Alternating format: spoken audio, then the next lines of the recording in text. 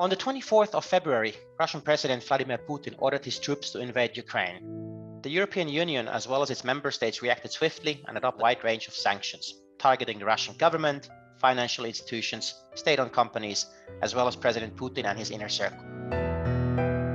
In a government statement on the 27th of February, German Chancellor Olaf Scholz spoke about a turning point in history, or Zeitenwende, while announcing military and financial aid to Ukraine and extra funding for the German armed forces.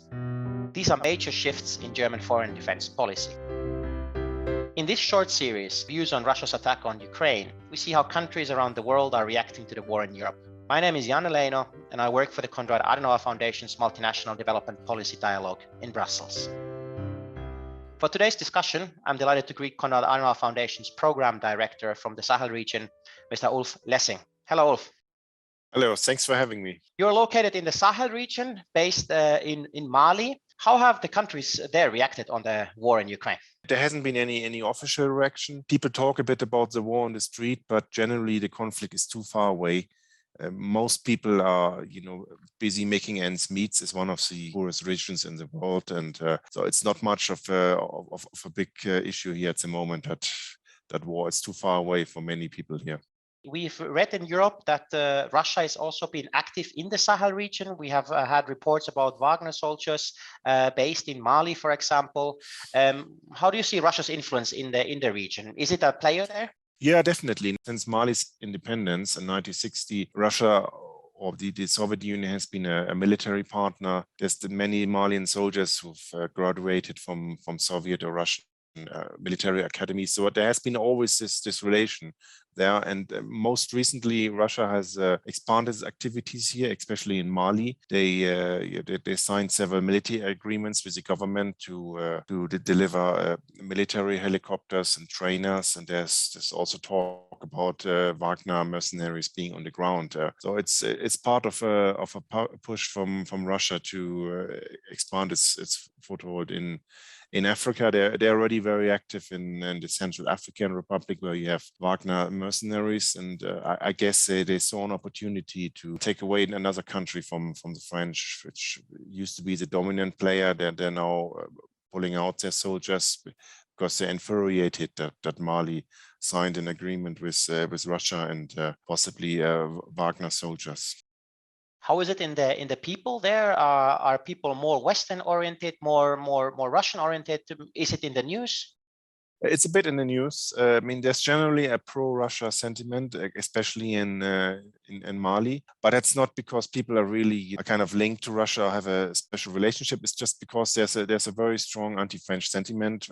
France, the former colonial power, is deeply unpopular here, and people don't understand why the French army never managed to finish off the terrorists. They've been based here since 2012, 2013. They've been based here since 2013, but there's no progress. The security situation in Mali and other countries has deteriorated. People wonder why the French never managed to finish off the terrorists. So that explains a bit the turn towards Russia. Russia is seen as a new, more reliable, player, some fresh set of eyes here on the ground to give a chance. It's not necessarily because people are connected to Russia. It's just they see them as an alternative now to France, which also for historic reasons is deeply unpopular in the Sahel region. You mentioned France also pulling out the troops from that region. We have also European Union programs as well as UN training missions there, MINUSMA and the UN training mission to the Sahel region, also EUCAP for police training, border guards training. How do you see this Russian aggression on Ukraine having an effect on those, or generally on the European engagement in the region?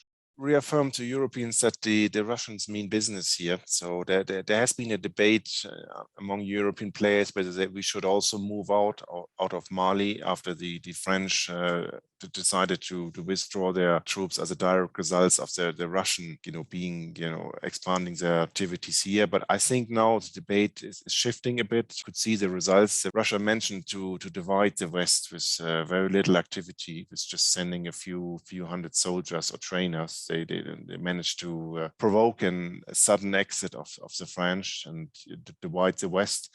I hope sincerely that there's no more rational discussion among European capitals, that we do not follow the French in pulling out immediately out of France. that we understand that Russia is here, they're going to grow, but we also have to be here. If we also leave, we hand over our whole country just to the Russians. So it's important for us to stay on the ground. Obviously, you need to, improve what we're doing, our training program from the European Union, German Army's contribution to the United Nations peacekeeping activity. But I think there's no alternative to staying on the ground. Otherwise, the security situation would deteriorate, and the Russians would basically get another country, after they already, mentioned to scare off the French and the Central African Republic. Looking at the current sentiments in Germany and also the announcement of Chancellor Scholz to reinvest in the German Bundeswehr and being more active and engaging, how do you see the German engagement in the region in the future? Also noting that Germany is one of the biggest troop contributing countries currently.